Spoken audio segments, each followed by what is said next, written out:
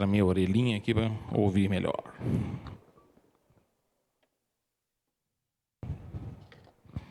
Vamos lá, irmãos. Aula de número 8. Hoje nós vamos falar sobre o governo de Deus na terra de Deus. Esse é o nosso assunto de hoje. Estava preparando essa aula essa semana e eu me surpreendi com o fato de como essa aula tem tudo a ver com esse dia de eleições. Coincidentemente, de fato, não foi planejado, foi a sequência dos assuntos, mas hoje é o momento que a gente vai falar sobre um momento também importante na história do povo de Israel, em que um rei formalmente foi constituído sobre Israel.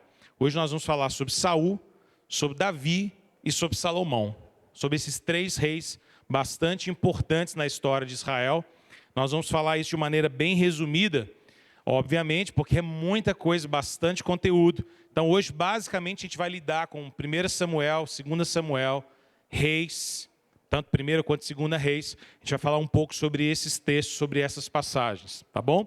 Nós estamos numa sequência de estudos de teologia bíblica e o objetivo dessa classe é a gente ter uma visão bastante ampla sobre o Antigo Testamento como um todo, tentando encontrar os temas bíblicos que percorrem toda a narrativa do Antigo Testamento. E eu tenho falado para vocês que o que mais tem nos guiado aqui nessa reflexão é o tema, são 2 temas, o tema do reino de Deus e o tema da aliança de Deus com o seu povo. Para quem está desde o inicinho desse curso, você sabe que a gente estabeleceu esses pontos básicos lá nas primeiras aulas, se lembra? Quando a gente ainda estava examinando alguns textos um pouco mais detidamente, mais focadamente. Agora que nós já estabelecemos a base dessas ideias principais, a gente consegue fazer leituras mais amplas, e é por isso que de um tempo para cá, até o final desse curso, a gente vai ficar um pouco mais panorâmico. Por quê? Porque agora que eu já tenho o tema do reino de Deus, o tema da aliança bem trabalhado na minha mente, conceitos como graça, a graça salvadora de Deus, eu consigo ler esses grandes textos da Bíblia sempre me lembrando disso. Espera aí, como é que isso aqui está conectado com aquelas histórias lá do princípio, tá bom? Então, se a gente pudesse dizer, toda a estrutura do Antigo Testamento está basicamente concentrada nos primeiros 5 livros da Bíblia. Se você entende o coração ali de Gênesis, Êxodo, Número, Levíticos e Deuteronômio, você praticamente já entendeu a estrutura básica que todo o restante da história de Israel no Antigo Testamento vai caminhar, e inclusive até chegar a Cristo no Novo Testamento. Então, por isso que a gente pode ir mais em bloco assim, tá bom? Mas se você, por um acaso, está hoje aqui, primeira vez, talvez, visitando, ou se você perdeu várias das aulas, eu quero te encorajar mesmo a você correr lá no YouTube da igreja, digita lá no YouTube, Igreja Presbiteriana do Eldorado, e você vai achar uma sequência, uma playlist com todos os vídeos que a gente fez até agora, com todas as aulas anteriores. E aí você pode assistir. Uma dica prática é, se você quiser ganhar um pouco de tempo, você vai lá embaixo, numa chavinha de configuração, e coloca assim, velocidade um pouco mais rápida. Funciona, é legal para assistir a aula um pouquinho mais dinâmica, porque a aula aqui é um pouco mais lenta, a gente gasta 1 hora, às vezes você vai estar um pouquinho apertado de tempo, você joga lá 1,5, fica legal. Não joga 2 não, senão você vai parecer que eu estou igual uma formiguinha esmilinguida. Vai ficar meio esquisito, né? Mas tudo bem, se você quiser jogar, não tem problema não. Mas eu acho que 1,5 tá bom, né? Já economiza aí um pouquinho de tempo, tá bom? Combinado, queridos? Então, muito bem. Vamos orar e aí nós vamos caminhar juntos aqui nessa manhã sobre este assunto tão importante. Deus, muito obrigado, Senhor, por essa manhã. Muito obrigado por o dia que o Senhor fez. Hoje é dia do Senhor. Muito mais do que um dia de eleições, é o dia do Senhor, o dia que o Senhor fez, o dia da ressurreição. Esse é o nosso tema principal. Isso é o que nos move a viver. Esse é, ó Deus, sem dúvida nenhuma, o encontro mais importante da nossa semana, que é te adorar, que é buscar ao Senhor, que é, ó Deus, nos encontrarmos uns com os outros, irmãos na fé. Por isso, ó Deus, nós te glorificamos nessa manhã. Gloriamo-nos, ó Deus, no teu nome e pedimos ao Senhor agora que tu possas falar ao nosso coração, nos ensinando a tua verdade, a tua palavra nessa aula, que seja esclarecedora para cada um de nós, que a gente possa compreender verdades a respeito da tua palavra e que tudo isso nos auxilie muito, significativamente, Deus, a podermos cada vez mais compreender a verdade do Senhor, em nome de Jesus. Amém? Amém? Muito bem. Vamos lá fazer um esboço da história? Hoje eu comecei um pouquinho diferente aí o nosso material, porque a história começa a ficar bem volumosa, então quero te lembrar algumas coisas sobre a história bíblica. E aí eu vou cavucando aí toda a sua bagagem de escola bíblica dominical até hoje, né, seu conhecimento bíblico. Vamos lembrar então, nós estamos no momento da história em que Samuel havia se tornado uma espécie de um juiz e um profeta no meio do povo do Senhor. Lembra?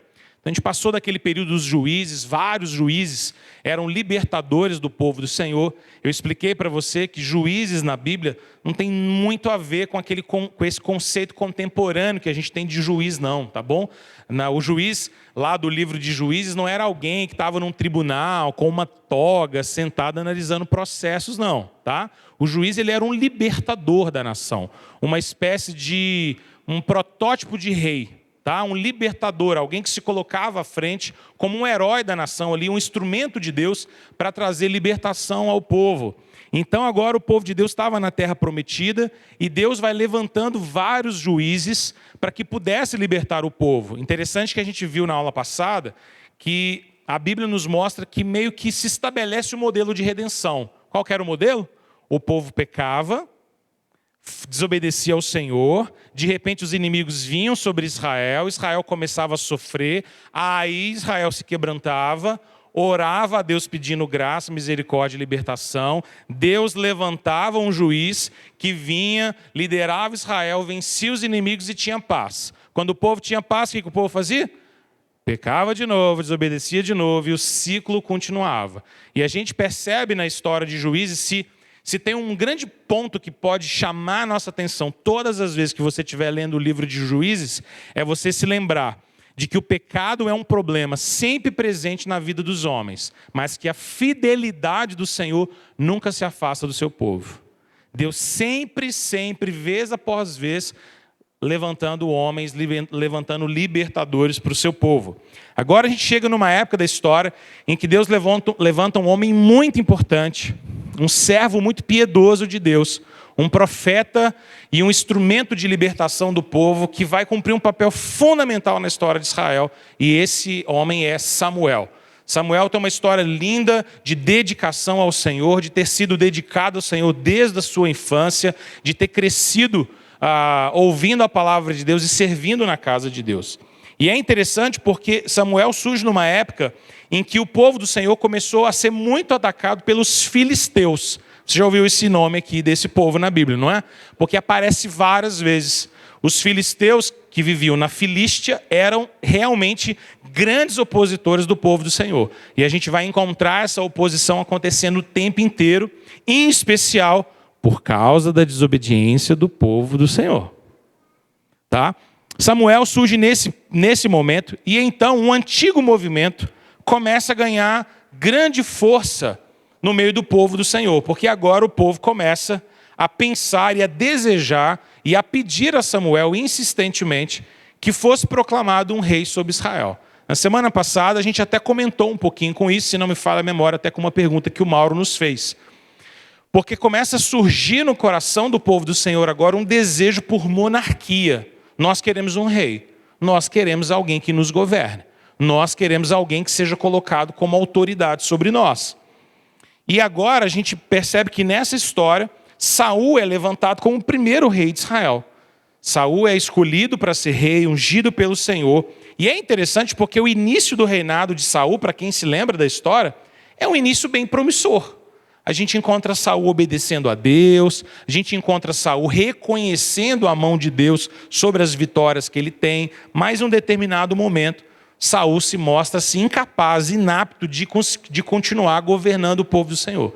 Saul se torna um homem que não caminhava segundo o coração de Deus e por conta disso, Deus tira de sobre ele a sua bênção. Saul perde o seu reinado e aí o seu reinado vai ser passado para Davi.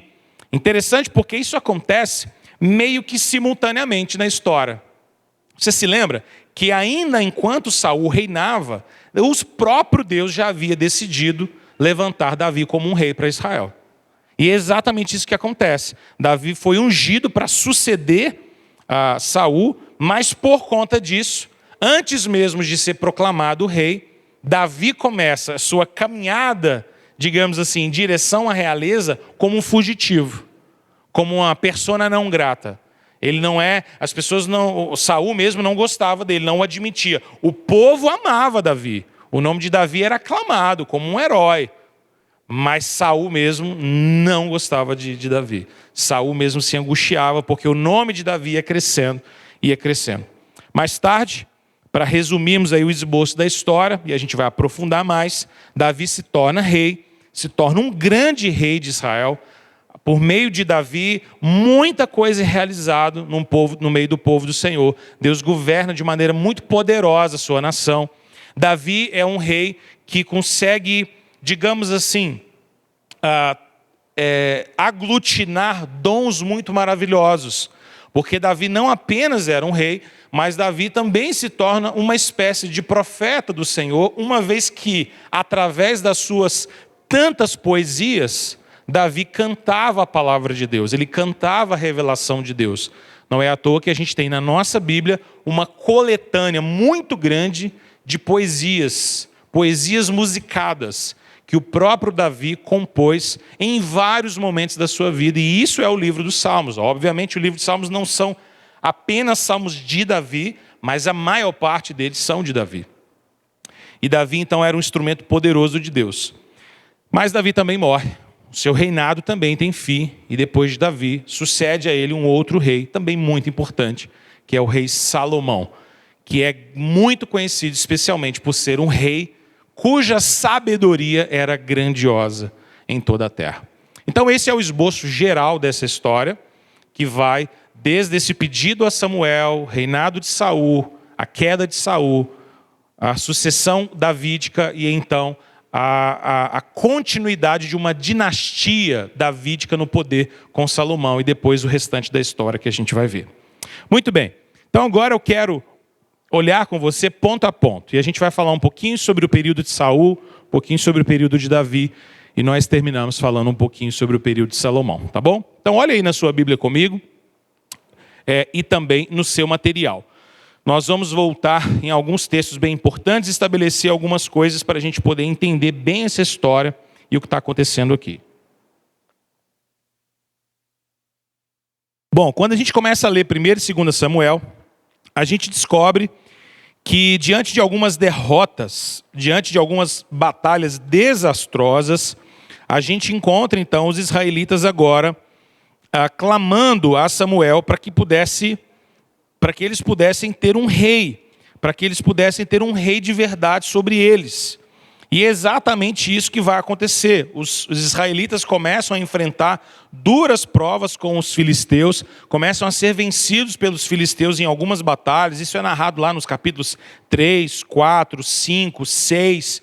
Não é? Os filisteus tomam a arca do povo do Senhor. Enfim, uma série de pequenas derrotas começam a acontecer. E aí, então surge esse anseio que eu disse há pouco por um rei. Nós queremos um rei. Nós queremos um rei sobre nós. E aqui eu quero estabelecer algumas coisas importantes para você entender esse momento da história.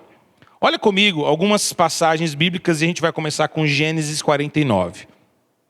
Você vai voltar lá atrás em Gênesis e você vai se lembrar que a ideia de que o povo do Senhor teria um rei não é uma ideia desconhecida na palavra de Deus. Olha lá em Gênesis 49.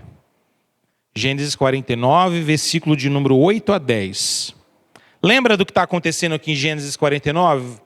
Basicamente é aquele momento em que Jacó se assenta e agora vai proferir bênçãos, tá? Bênçãos de natureza profética sobre seus filhos, sobre as 12 tribos. E olha o que ele diz para Judá, um dos seus filhos que depois será o cabeça da tribo de Judá. Olha o que ele diz: Judá, teus irmãos te louvarão, a tua mão estará sobre a cerviz dos teus inimigos, os filhos de teu pai se inclinarão a ti.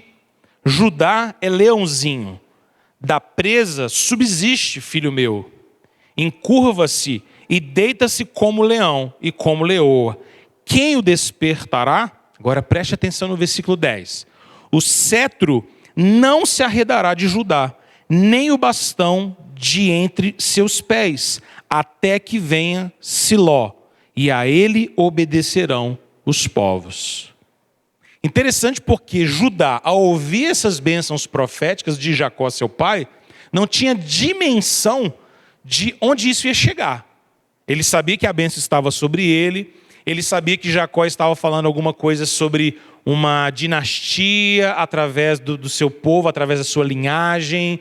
Ele talvez pudesse entender que através dos seus descendentes Deus traria um reinado sobre Israel, mas ele não conseguiria ter toda a plenitude clara disso. Mas eu quero chamar a sua atenção para o fato de que antes que o povo lá na frente da história, aqui nós estamos bem antes, né? Aqui nós estamos com Jacó abençoando seus filhos. Lá nós estamos já há muito tempo depois disso, já saiu do Egito, já entrou na terra prometida, já passaram anos e anos e anos com juízes ali, e agora o povo pede um rei. Mas esse pedido já estava estabelecido lá nessa profecia de Jacó sobre Judá, bem lá atrás, lá em Gênesis.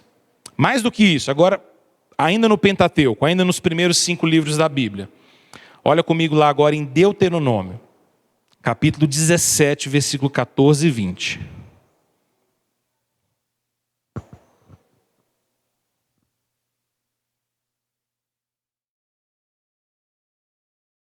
Olha que interessante a palavra de Deus para o seu povo, lá atrás, bem lá atrás, na história. 17, 14 até o 20. Preste atenção nessa leitura. Entrares na terra que te dá o Senhor teu Deus, e a possuíres, e nela habitares, e disseres: estabelecerei sobre mim um rei, como todas as nações que se acham em redor de mim, e estabelecerás com efeito sobre ti, como rei, aquele que o Senhor teu Deus escolher. Homem estranho, que não seja dentre os teus irmãos, não estabelecerá sobre ti, e sim um dentre eles. Porém, este não multiplicará para si cavalos, nem fará voltar o povo ao Egito para multiplicar cavalos, pois o Senhor vos disse: nunca mais voltareis por este caminho. Tampouco para si multiplicará mulheres, para que o seu coração não se desvie, nem multiplicará muito para si prata ou ouro. Também, quando se assentar no trono do seu reino, escreverá para si um traslado dessa lei num livro, do que está diante dos levitas sacerdotes, e o terá consigo, e nele lerá todos os dias da sua vida, para que aprenda a temer o Senhor, seu Deus, a fim de guardar todas as palavras desta lei, e estes estatutos para os cumprir. Isso fará, preste atenção no versículo 20, para que o seu coração não se eleve sobre os seus irmãos, não se aparte do mandamento, nem para a direita, nem para a esquerda, de sorte que prolongue os dias no seu reino, ele e os seus filhos no meio de Israel. Então preste atenção, porque esse ponto é bastante importante para nós. Olha só, a gente está num momento então em que o povo, diante de algumas derrotas, de batalhas contra os filisteus em especial, o povo chega a Samuel e diz: nós queremos um rei. Nós queremos um rei sobre nós. A gente precisa escolher um rei, precisa chamar um rei. A gente precisa de um rei sobre nós. E a gente vai ver que esse pedido que Israel faz tem algum problema nele. Mas, por outro lado, a existência de um rei já era algo estabelecido pelo próprio Deus. Primeiramente na bênção de Jacó sobre Judá, porque o próprio Deus disse: através de Jacó eu vou trazer um reinado e esse reinado vai ser prolongado. Mas também numa própria exortação que o próprio Deus havia dado ao seu povo. Você conseguiu pescar algumas coisas importantes aqui em Deuteronômio? Eu quero chamar a sua atenção para algumas delas. Algumas coisas interessantes. Deus começa dizendo para o povo o seguinte: tudo bem, quando vocês entrarem na terra e começarem a pedir um rei, vocês vão ter um rei, mas vocês não vão ter qualquer rei não. Peraí, tem algumas regras. E aí Deus começa a estabelecer alguns paradigmas para que esse reinado fosse de alguma maneira bênção sobre o povo. Quais são as regras? Vai acompanhando comigo só para a gente chamar a atenção. Ele começa dizendo: olha, vocês vão estabelecer um rei, versículo 15, mas esse rei não pode ser um rei estranho. Primeira coisa. Ele não pode ser um rei de outro povo, ele não pode não ser um dentre os irmãos de vocês. Ele precisa ser um israelita. Porque senão vocês vão ser governados por um rei estranho, um rei de uma outra nação. Não é isso que eu quero para vocês. Além disso, ele diz: também não será um rei que só vai se preocupar em multiplicar cavalos e que vai querer inclusive voltar lá no Egito para pedir força, para pedir ajuda, para pedir cavalo. para fortalecer o exército. Lembra? Quando ele fala aqui no versículo 6, não é um rei que vai querer ficar multiplicando cavalos, é basicamente sinônimo de, não é um rei que vai só ficar pensando em multiplicar poder de guerra. Porque lembra que numa batalha, quem tem uma cavalaria maior, normalmente já detona a guerra. Porque a cavalaria era um instrumento de guerra muito poderoso. Quem já assistiu algum filme aí de guerra, que normalmente você tem a cena alguém dizendo assim, mas a cavalaria deles é muito grande. Certamente seremos dizimados. Tem sempre uma cena assim, né? E aí tem sempre alguém que tem uma ideia fantástica para poder vencer a cavalaria. Porque se você não vencer a cavalaria do inimigo, soldados montados em cavalos era uma força de batalha muito grande nessas guerras que a gente não tinha canhões, não tinha metralhadoras, não tinha bombas atômicas e coisas desse gênero. Então, as batalhas elas eram corpo a corpo, basicamente. Se você então tinha uma cavalaria muito grande, poder bélico, um poder de guerra muito grande. Deus diz, não vai ser esse tipo de rei, não. Ele diz mais, também não será um rei que vai multiplicar para si mulheres. Deus já estava condenando um rei que se tornasse um homem polígamo. Eu não quero esse tipo de rei sobre vocês, porque isso faria com que o seu coração se desviasse. Se for alguém, um homem impuro, imoral, que só está preocupado em ter um harém, em ter mulheres ao seu redor, em dominar toda a terra, esse não é o rei que eu quero, não é um rei segundo o meu coração. Lembra, embora a poligamia apareça frequentemente no Antigo Testamento, inclusive na vida de patriarcas, poligamia sempre foi condenada por Deus. E não tem nenhuma história no Antigo Testamento em que poligamia tenha dado certo. Não tem nenhuma. Porque isso não é o projeto de Deus. Deixará, pois, o homem seu pai e sua mãe e se unirá à sua mulher, não às suas mulheres. A sua mulher. O projeto de Deus para o casamento sempre foi heterossexual e sempre foi monogâmico. E sempre foi dentro de uma estrutura de fidelidade. A poligamia, muitas vezes, ela era presente na história de Israel. E mesmo através da poligamia, Deus ainda derramou a sua bênção e continuou governando sua história. Porque independente das nossas falhas, Deus continua sendo Deus. Mas isso não quer dizer que a poligamia fosse aprovada aos olhos do Senhor. Aqui é um bom exemplo. Eu não quero um rei que tome para si mulheres. Ainda no versículo 17, também não quero um rei que multiplique para si prata e ouro. Um rei que só pensa em riqueza, só pensa em poder. Porque se você tiver um governante que só pensa em poder, só pensa em dinheiro, também não seria bom para Israel. Também não seria saudável para Israel. Perceba que esse capítulo é um capítulo importante para nós até pensarmos politicamente, não é? Versículo 18. Quando se assentar no trono do seu reino, esse rei que eu quero vai escrever para si um traslado desta lei num livro, do que está diante dos levitas e sacerdotes. O que Deus está dizendo? Olha, eu não quero um Deus apegado a dinheiro, mas eu quero um Deus apegado à Bíblia. Um Deus apegado à palavra. Quando ele assumir o trono, eu quero que ele pegue e faça um traslado e copie os 5 primeiros livros da Bíblia, os livros da lei, e medite sobre eles, e governe a partir deles. Esse era o rei que Deus estava dizendo, que era o ideal para Israel. Ele continua, versículo 19, olha só, e vai ter esse livro consigo mesmo, e vai ler todos os dias da sua vida, para que ele aprenda o quê? A temer o Senhor. Tudo bem, vocês vão ter um rei, mas vocês precisam ter um rei que tema a Deus, que leia a Bíblia todo dia, e que tenha temor, que saiba guardar as palavras do livro dessa lei. E ele termina dizendo, para que o coração dele não se eleve e ele não se aparte dos mandamentos do Senhor, nem para a direita, nem para a esquerda. Então esse é o ponto básico que eu queria que você entendesse. Ter um rei era uma coisa legítima? Sim, Deus já havia profetizado isso a partir da família de Judá. Ter um rei era uma coisa que podia ser muito boa? Sim, Deus já inclusive havia definido os parâmetros para isso.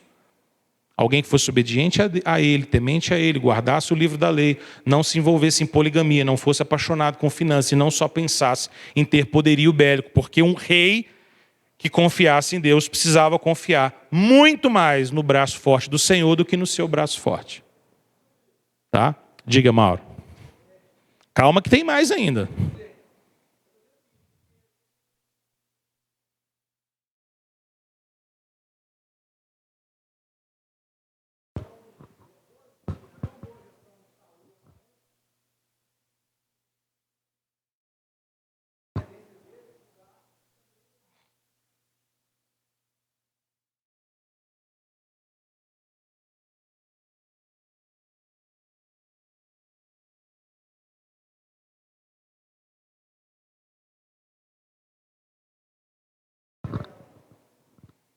Não, eu não diria que o problema fosse a ascendência dele, que fosse os antepassados dele, mas os erros dele especificamente. Porque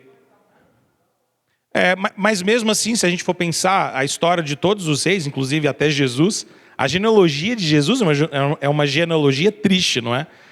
Se você pegar e ler a genealogia, você fala assim, nós, Jesus, eu com os parentes desse aqui, eu falar para você a verdade, viu?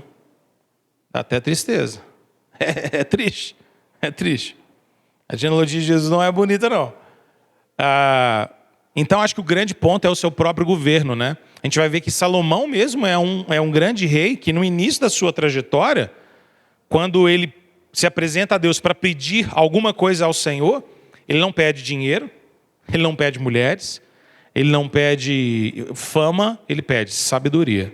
Mais tarde, infelizmente, a própria Bíblia vai condenar que Salomão vai amar tantas outras coisas na sua vida e Deus vai ficar de lado e isso vai destruir o reinado de Salomão, inclusive. E é interessante porque esse padrão, a gente vai ver nas próximas aulas, esse é o padrão que manifesta-se em todos os reis de Israel. Mesmo depois com a nação dividida, a gente vai ver nas próximas aulas, né, Israel vai se dividir em duas, por causa de rebeliões internas, digamos assim, de guerra civil. E a gente vai perceber que toda essa destruição ela vai ser acompanhada de reis que não andaram segundo o caminho do Senhor, mas foram atrás de paixões. Às vezes querer ter poder de influência, às vezes reis que tomaram para si várias mulheres e se perderam nisso tudo, adorando aos deuses de mulheres estrangeiras e perderam o foco no Senhor. Ou às vezes o amor exagerado a dinheiro, a posse, a riquezas. Sempre esses são as características que vão destruir os governos da história de Israel. Mas isso tem uma beleza extraordinária ao mesmo tempo que a gente olha para essa feiura desses reinados que vão se desfazendo, porque eles apontam para um fato de que Deus já havia dito lá para Judá, através de Jacó, você vai reinar, vai ter uma dinastia na sua família, e ela vai se prolongar até que venha Sião, até que venha Siló. E aí, então um rei vai se assentar no trono para todo sempre. Um rei em cuja boca nunca teve dolo algum. Um rei que nunca pecou, um rei que nunca amou as riquezas, um rei que nunca desobedeceu a Deus, um rei que nunca foi polígamo e nem se perdeu em paixões, um rei que sempre obedeceu a Deus por todos sempre e se tornou o rei dos reis, o Senhor dos senhores. A história aponta para ele, não é? Agora olha só que interessante, qual que era o problema de Israel então estar pedindo um rei? Preste atenção comigo e agora eu quero te convidar lá para 1 Samuel capítulo 8. 1 Samuel capítulo de número 8. Se a gente perguntasse assim, poxa, então qual que era o problema, né? Não era para ser uma coisa normal o povo estar chegando para Samuel e dizendo, não, nós queremos um rei? Bom, em tese sim, mas a gente percebe que biblicamente havia um problema, uma tensão aqui.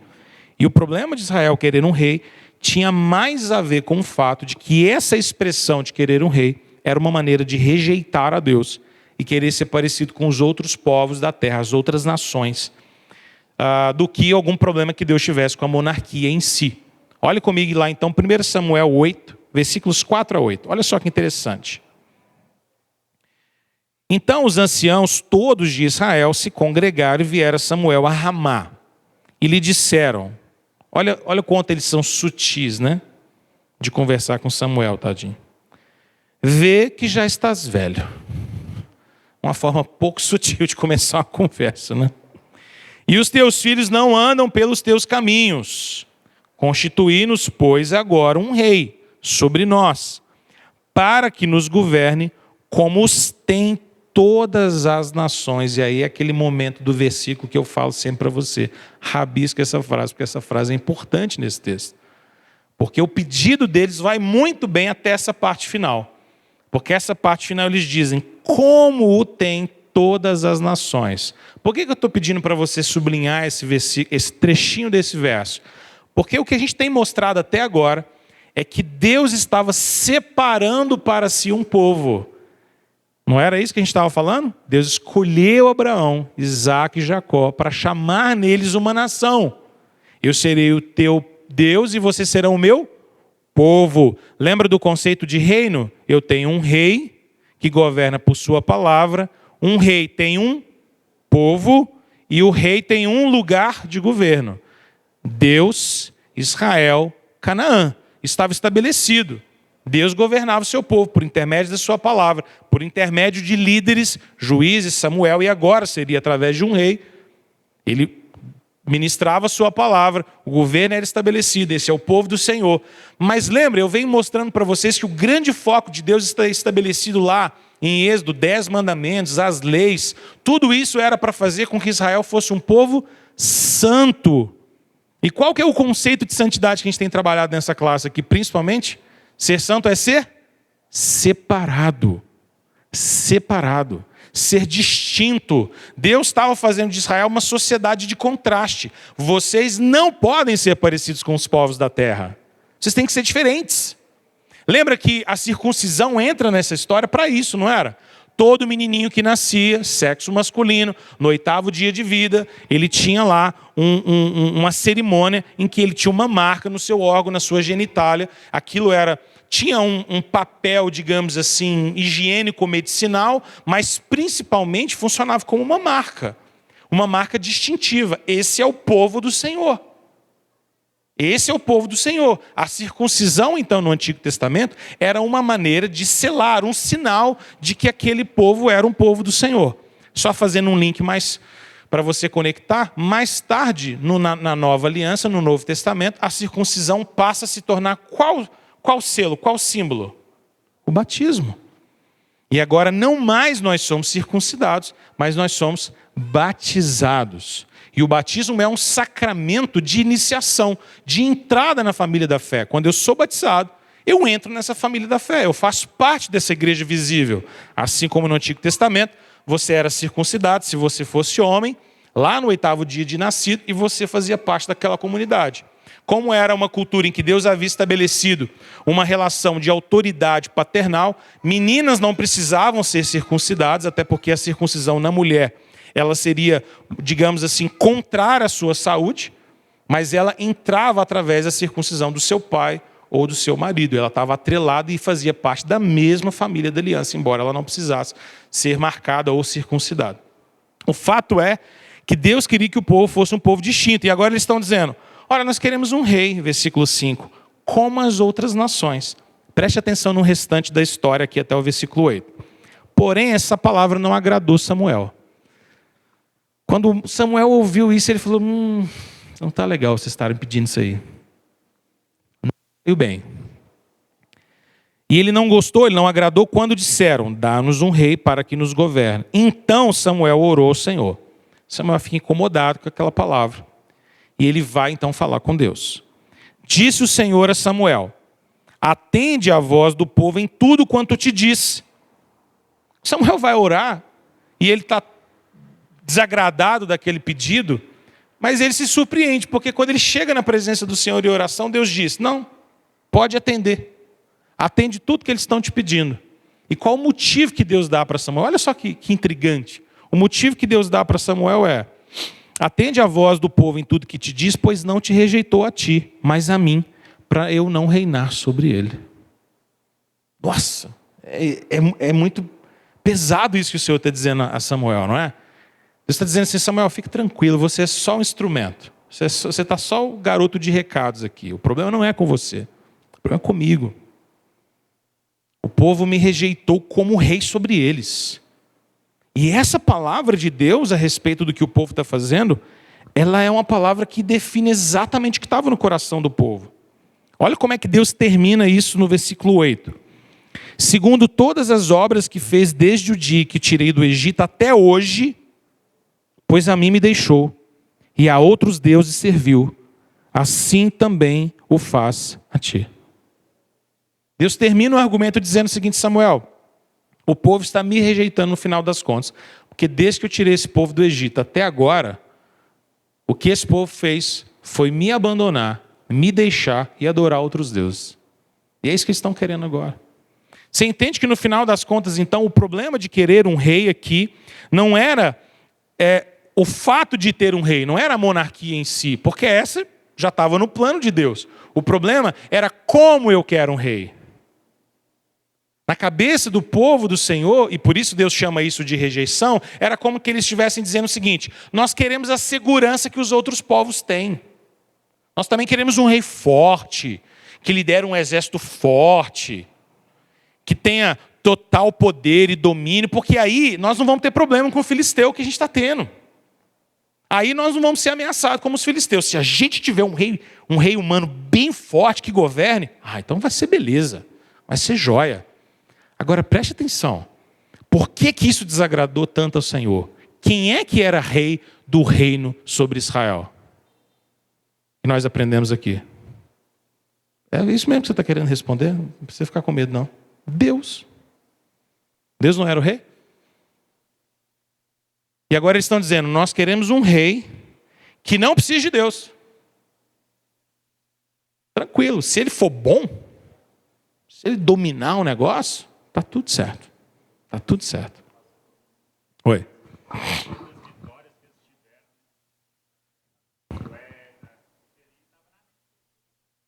Exatamente. O Sidney está lembrando de um fator que a gente comentou na semana passada. Lembra como é que a gente terminou o livro de Juízes? A gente terminou as histórias dizendo, aquela nação morreu e surge uma outra nação que não se lembrava mais dos feitos do Senhor. Espera aí, como é que Israel venceu o Egito? É porque Israel tinha exército? Porque Israel tinha arma? Porque Israel tinha poder bélico? Não, porque Israel tinha um Senhor que controlava o Mar Vermelho. Israel não levantou uma espada contra um egípcio, nenhuma. E venceu o exército mais poderoso da terra. Só com o Senhor. Só Deus que fez. Eles não fizeram nada. Nada. Então percebe por que Deus está dizendo para Samuel, não rejeitaram você, Samuel. Me rejeitaram. Agora é interessante, a história continua, porque olha só. Samuel então adverte o povo de que o rei, da maneira como eles estavam pedindo, não ia ser muito bom não. Olha comigo ainda lá no capítulo 8, versículo 10. Referiu Samuel todas as palavras do Senhor ao povo que lhe pediu um rei.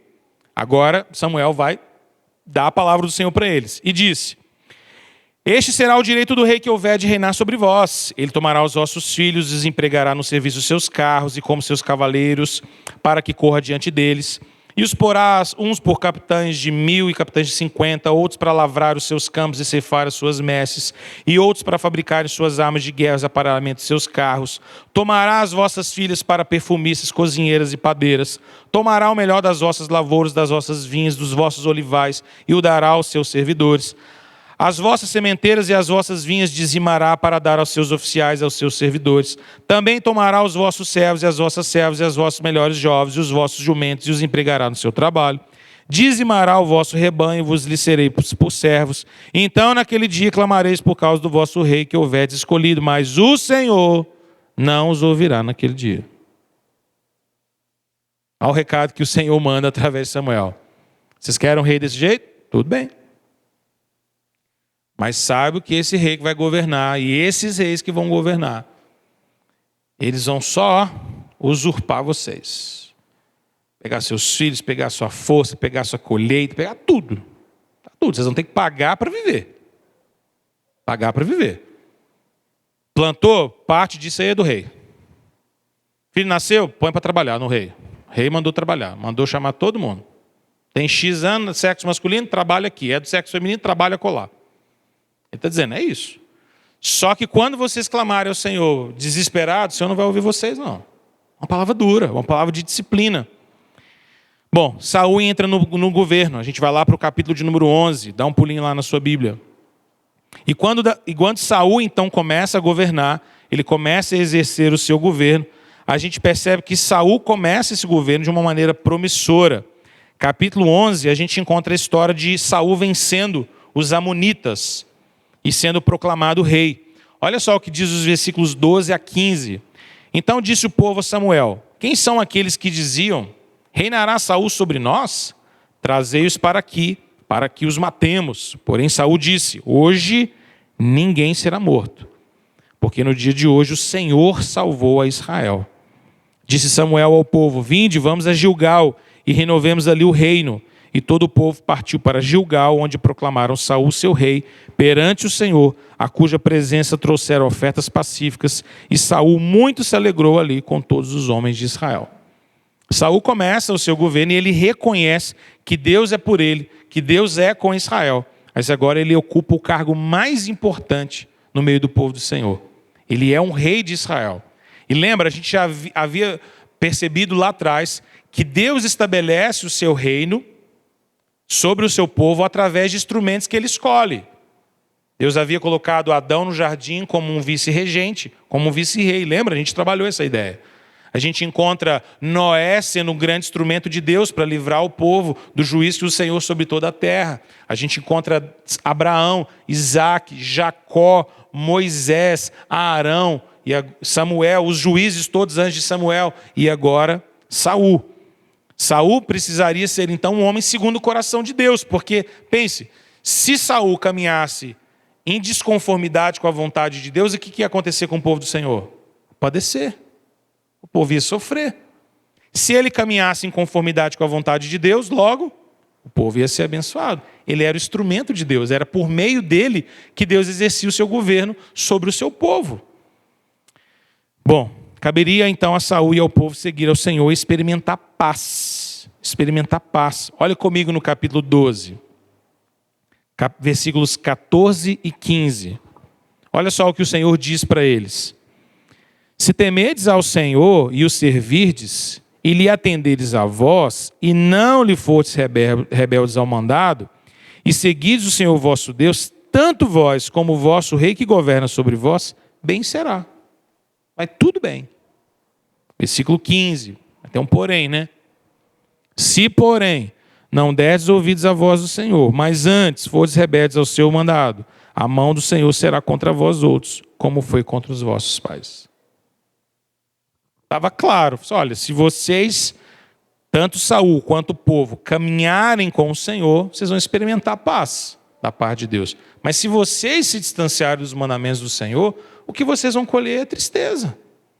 É interessante porque a gente já viu esse padrão estabelecido aqui na história, não já, gente? Esse padrão não é novo. A gente está percebendo isso aqui acontecendo o tempo inteiro na história, não é? Se eu ando em conformidade com a vontade de Deus, com os mandamentos de Deus, o que eu acumulo na minha vida? Bênçãos, graça, paz.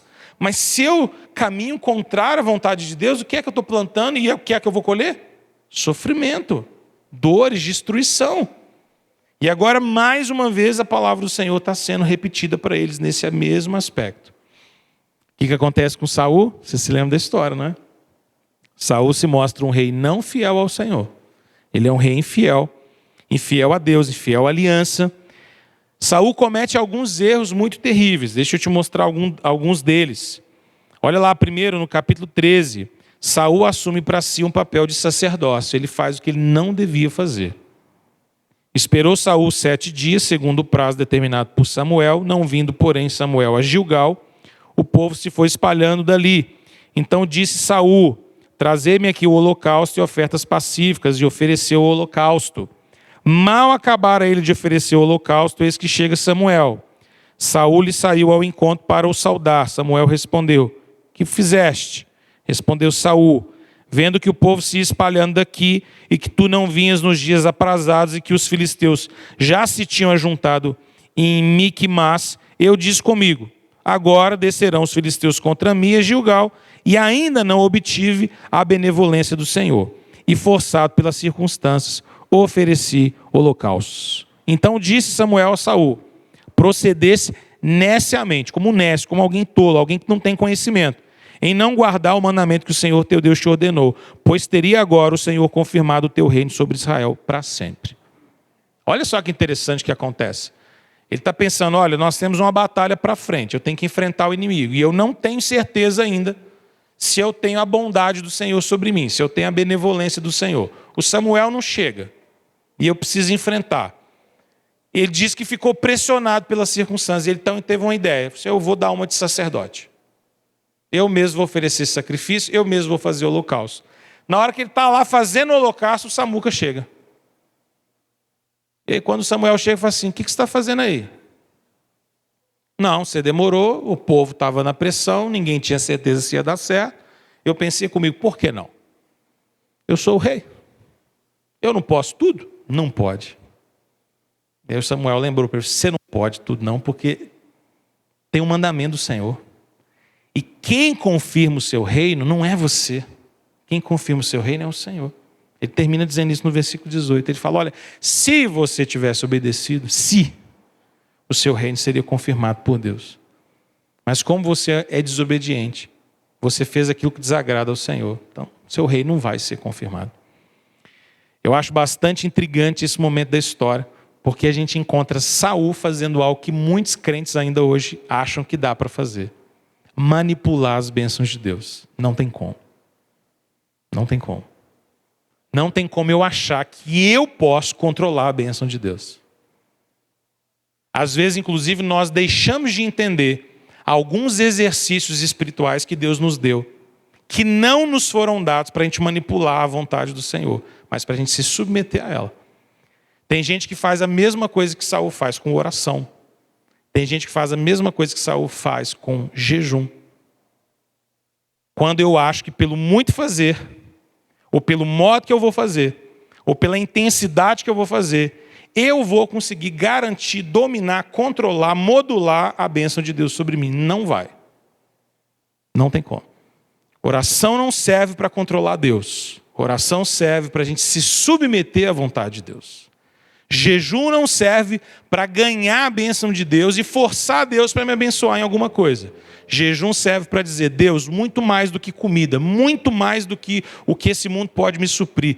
Eu preciso da palavra do Senhor. Eu preciso da tua voz. Então eu jejum para eu me alimentar mais intensamente da vontade de Deus. Não para manipular Deus. Gente que tentou manipular Deus, como Saul, ouviu da boca de profeta dizendo, você fez errado. Não é para isso que serve isso. Então lembre bem disso, todas as vezes que você for jejuar e você for orar. Jejum e oração serve para a gente se submeter, não para a gente controlar.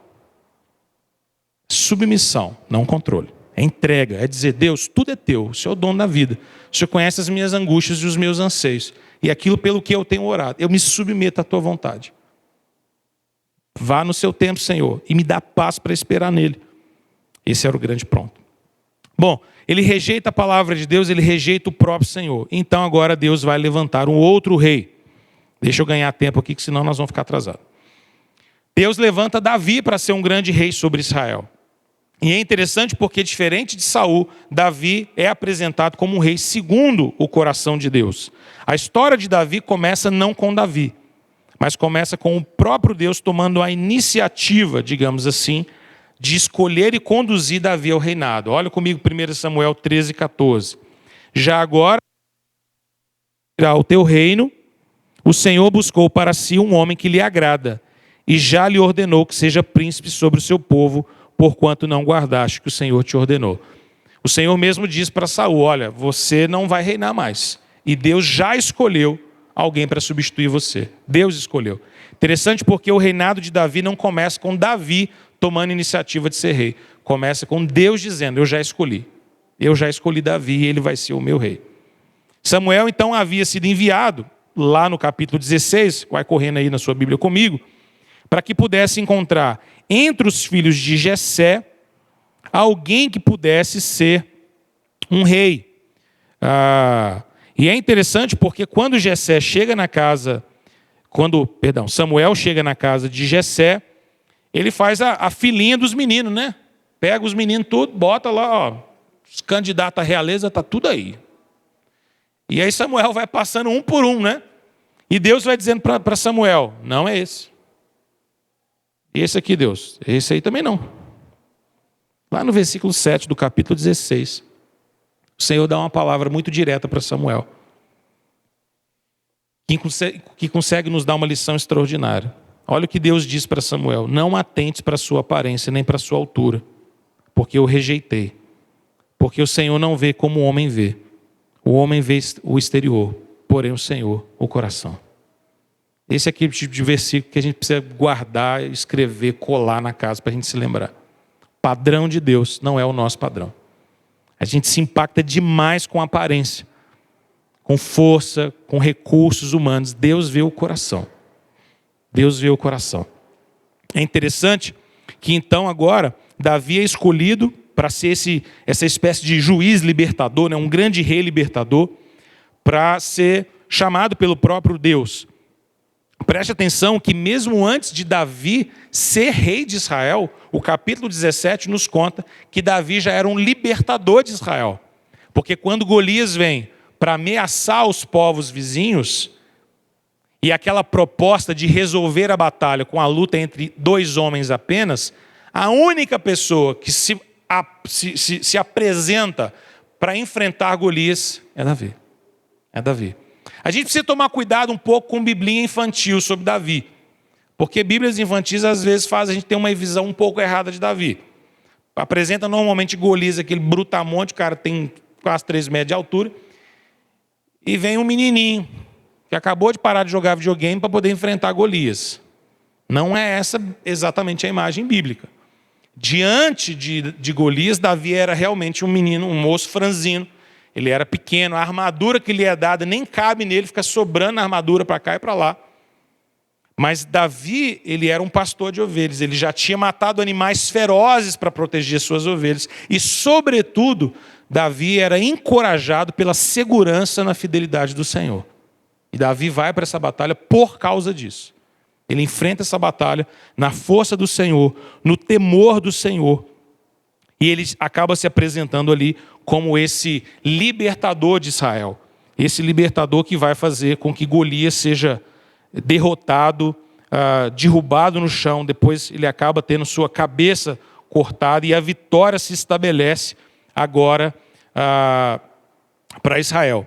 A partir daí, a história de Davi ela vai se tornar uma história terrivelmente difícil. E eu gosto dessa parte da história de Davi, porque ela também é para nós uma lição. E uma lição que eu sempre gosto de me lembrar da história de Davi é: prepare-se muito bem, porque mesmo quando você tiver vitórias extraordinárias, isso não é garantia de que você não vai ter batalhas. Às vezes a gente fica tão empolgado quando as coisas estão indo tudo bem que a gente pensa, agora vai dar bem o resto da vida. Não tem problema nenhum. E às vezes, depois de um dia muito glorioso, o dia seguinte é terrível. Já teve um desse? Já teve um desse aí? Fantástico! Aquele dia que você fala, hoje foi 100%. Tudo show de bola. Só resposta boa. Bênção, obrigado, Senhor. Você termina o dia louvando, chama para a família, vamos orar, vamos agradecer ao Senhor, glória a Deus. Vamos festejar, vamos gastar um dinheiro. Não pode, mas hoje pode. Vamos comprar uma pizza, vamos fazer um negócio diferente. No outro dia você fala, Deus, por que eu gastei aquele dinheiro? Vem uma batalha terrível, no dia seguinte você fala, achei que ia dar certo a semana toda. Não deu não. Por que isso? Porque a partir daí, Davi começa a ser celebrado na nação, mas ele começa a ser perseguido pelo povo. Por Saul, perdão. E Davi então começa a viver agora como um fugitivo. Você se lembra? Se você vai passando os capítulos aí na sua Bíblia comigo, só para você ir vendo os subtítulos e se lembrando da história, você lembra que Davi faz uma amizade enorme com Jonatas, filho de Saul, mas Saul tenta matar Davi de maneira astuciosa. Então Davi acaba se casando com Mical, que era filha de Davi, filha de Saul e vira genro de Saul agora, mas Saul está ali perseguindo, procurando matar. O próprio Jonatas agora entra na história como intercessor de Davi, tentando de alguma maneira abençoá-lo, ajudá-lo. A Mical a mesma coisa, a amizade entre Davi e Jonatas começa só a aumentar. Mas o fato é que daí em diante, Davi começa a ser perseguido. Vai passando as páginas da sua Bíblia, você vai vendo os subtítulos. Ele vai sendo perseguido, ele tem que se esconder, ele vai para a caverna de Adulão, ficar escondido agora de Saul. Mas no meio disso tudo, algumas coisas interessantes começam a acontecer. Davi, escondido em cavernas, agora vai ajuntando ao redor de si um número muito grande de pessoas. A Bíblia conta que várias pessoas desajustadas, desalentadas, começam a ir atrás de Davi. E Davi, no meio daquela caverna, começa a formar um exército. Começa a formar um povo que vai se treinando e se torna o seu exército principal.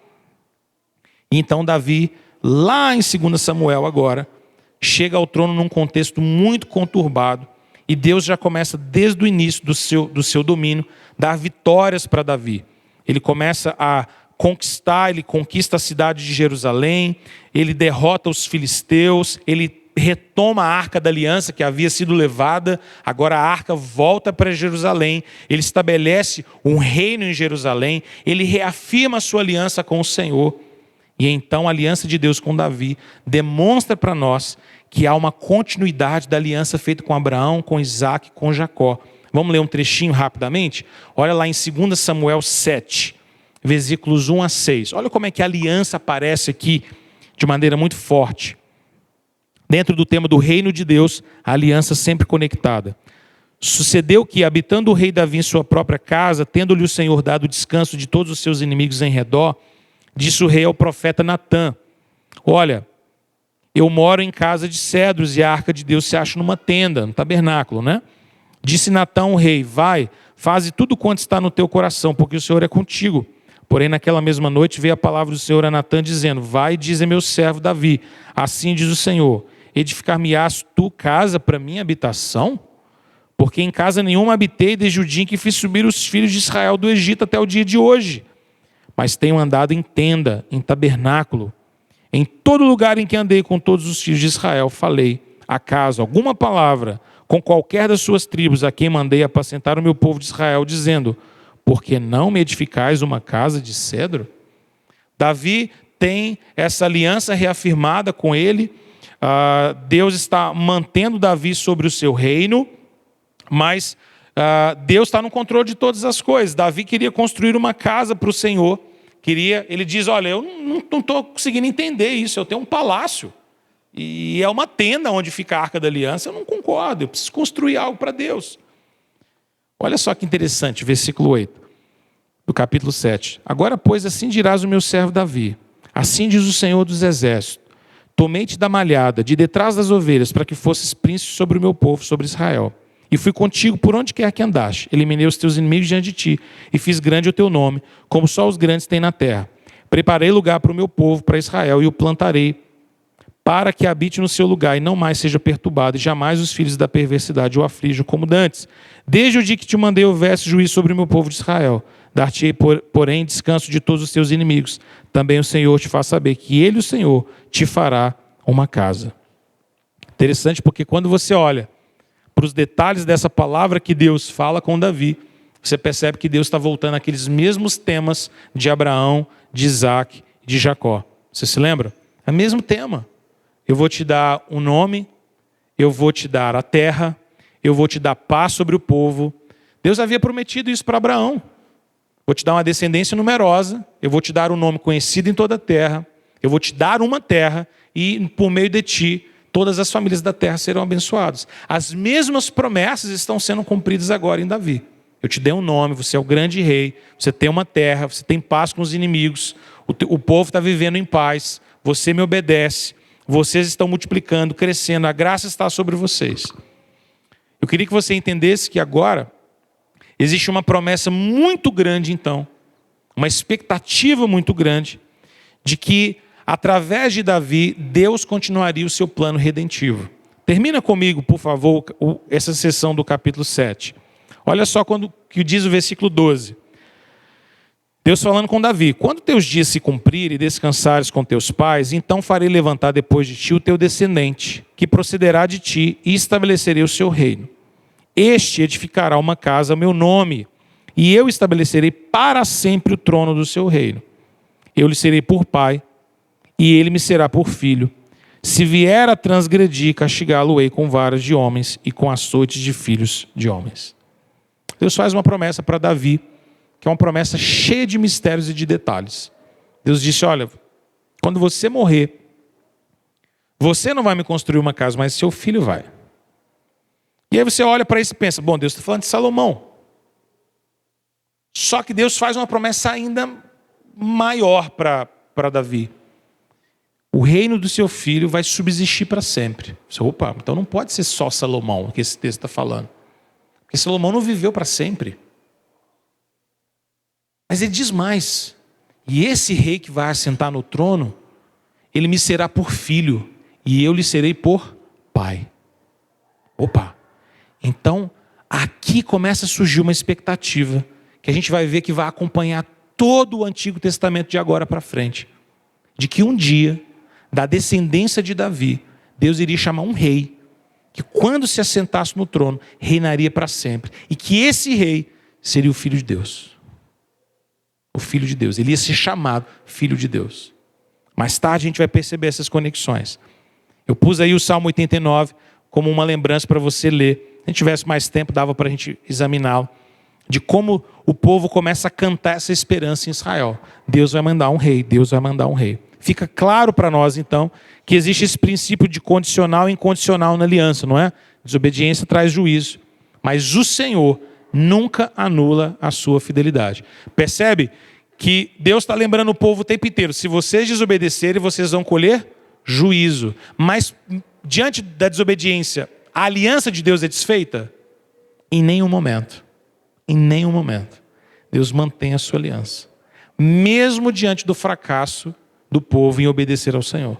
Isso lembra para nós de que as promessas de Deus não podem ser desfeitas. Porque Deus escolheu Israel por graça. Não pela bondade do povo. Lembra? A gente trabalhou isso. Não é por causa da justiça de vocês. Não é porque vocês são bons. Não é porque vocês têm retidão. Não, vocês são um povo de dura serviço. Mas eu amei vocês. Eu escolhi vocês. Esse é o grande ponto. Daí vem uma lição extraordinária para nós. De que a despeito das nossas falhas, dos nossos pecados, o amor de Deus sobre mim e sobre você em Cristo Jesus é eterno. Nós podemos muitas das vezes desobedecer ao Senhor. E nos afastarmos da aliança dele. Mas o Senhor nunca se afasta de nós. Nunca se afasta de nós. No lugar de Davi, então, mais tarde, a história é bem longa, a gente não consegue tratar toda ela aqui, mas você se lembra que Davi morre. Salomão, então, vai assumir o reinado depois de Davi. E Salomão é um personagem complexo, com grande sabedoria, mas também com terríveis erros. Ele é apresentado na Bíblia para nós como um rei muito sábio, que recebe uma mente brilhante para governar diante do Senhor. Você se lembra disso lá no início de 1 Reis, quando ele faz essa oração a Deus, e Deus atende a oração dele, derramando sobre ele sabedoria e entendimento. Deus se alegra, inclusive, do pedido que Salomão faz para ele, né? E o Senhor diz para ele, olha, ele vai pedindo ao Senhor sabedoria, e Deus então responde a ele, dando a ele sabedoria no versículo 11. Já que você pediste isso, então eu vou dar a você. E Deus dá sabedoria a Salomão. O ponto alto do reinado de Salomão, porque a história de Salomão, ela é menos... Salomão é um personagem complexo, mas a história dele é menos complexa do que a de Davi. O ponto alto da história de Salomão é o fato de que Salomão é usado para construir um templo. E esse templo agora, ele vai substituir aquele tabernáculo que vinha no Antigo Testamento. Até então, lembra? Que era esse lugar da habitação de Deus. O tabernáculo tinha a característica de ser desmontável e montar. Agora o templo não, é um lugar fixo. E esse lugar se torna o lugar da habitação de Deus, por assim dizer. Do lugar onde Deus manifestava a sua graça, o seu poder. O templo substitui o tabernáculo e funciona como um santuário fixo. É ali que agora sacrifícios vão ser feitos. É ali que a reconciliação de Deus vai ser celebrada. E é ali, naquele templo, que Israel vai, a partir dele, testemunhar a graça de Deus para todas as nações. O templo havia esse lembrete sempre presente de que Israel precisava de perdão. Por isso os sacrifícios nunca se afastavam de Israel. Sempre precisa oferecer sacrifício e holocausto. Deus é um Deus santo, nós somos pecadores. Sem derramar de sangue não existe remissão de pecados. Esse era o lembrete constante. Salomão então demonstra para nós um modelo muito interessante. Se a história de Salomão tem algo extraordinário para nos ensinar, é o fato de que Deus está escolhendo um rei, que era um modelo de salvador e rei, cheio de sabedoria e cheio de glória. Mesmo que em dado momento da sua jornada, Salomão vai tomar para si tantas mulheres, vai se perverter adorando os deuses delas, vai trazer falsa adoração para o meio de Israel, e por conta disso vai falhar. Mas uma coisa precisa ficar conectada aqui para nós. O povo do Senhor vai precisar de um outro rei depois de Salomão. E esse rei precisava ser um homem justo, reto, santo, sábio e glorioso. Salomão estabelece o fato de que o rei prometido por Deus seria alguém que poderia contemplar toda essa sabedoria, todo esse conhecimento. Interessante porque a gente olha para a história de Salomão e sempre diz, Salomão, o homem mais sábio da terra. Bom, o segundo, né? Porque mais tarde na história a gente vai ver que existia um outro homem, e que a Bíblia diz que ele tinha toda a sabedoria, todos os tesouros da sabedoria. O homem mais inteligente da terra, mais sábio de todos, Jesus. Ele é o grande rei. Salomão é um modelo para esse rei sábio que é o Senhor Jesus. As suas palavras são doces e afáveis, né? E ele nos chama a aprender dele porque ele é humilde de coração. Muito bem, a gente termina aqui esse trecho da história. E agora a gente vai ver como outros reis vão se levantar para tentar responder à expectativa de que um rei um dia governaria Israel de maneira verdadeira. Vamos orar? Se você já votou, ótimo. Se você vai sair daqui e ainda vai exercer esse papel importante de cidadania, vá em paz, que Deus te abençoe. Vá com bastante cuidado, com bastante tranquilidade. Vamos orar para que Deus mantenha paz na nossa nação, para que hoje a gente não tenha muitos momentos de desavença, de brigas, de desencontros, mas que a gente possa realmente exercer essa democracia de maneira agradável e em paz. Que Deus possa te instruir, te dar sabedoria e entendimento, e que o Senhor nos guie a tempos de paz. E que a gente sempre se lembre de que, como nós vimos nessa história, reis humanos sempre vão falhar. Sempre vão falhar. Sempre terão suas limitações e fraquezas. Só o Senhor é o nosso rei verdadeiro. E a Ele nós devotamos todo o nosso coração e a nossa vida. Amém? Que Deus te abençoe em nome de Jesus. Vamos orar. Deus, muito obrigado por essa manhã. Obrigado por esse tempo junto. Alguns queridos aqui já acordaram um pouco mais cedo, já votaram, exerceram o seu papel de cidadania. Outros o farão daqui a pouquinho, assim como eu. E nós pedimos ao Senhor graça, bênção sobre nós, sobre o nosso povo. Tenha misericórdia de nós, Senhor. Em nome de Jesus. Dá-nos paz, ó Pai, que no depender de nós, tenhamos paz com todos os homens.